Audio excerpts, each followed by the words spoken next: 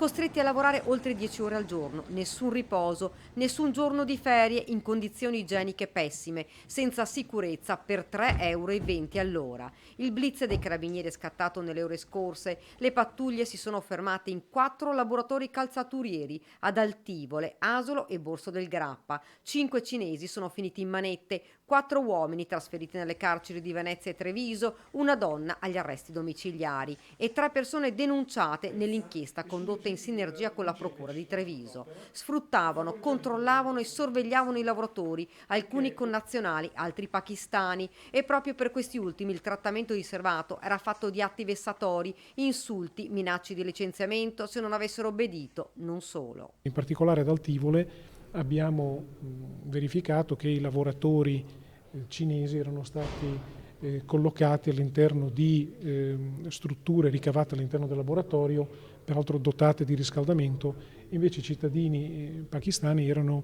stati posizionati all'interno di roulotte dismesse, privi di servizi igienici e anche di riscaldamento all'esterno della struttura.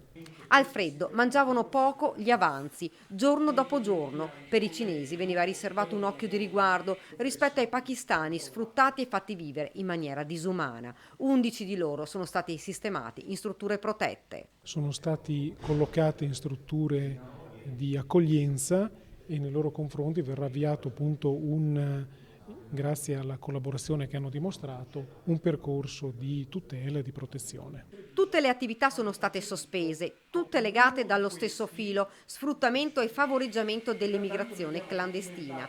Combinati in totali sanzioni per 125.944 € e 376.394 € di ammende.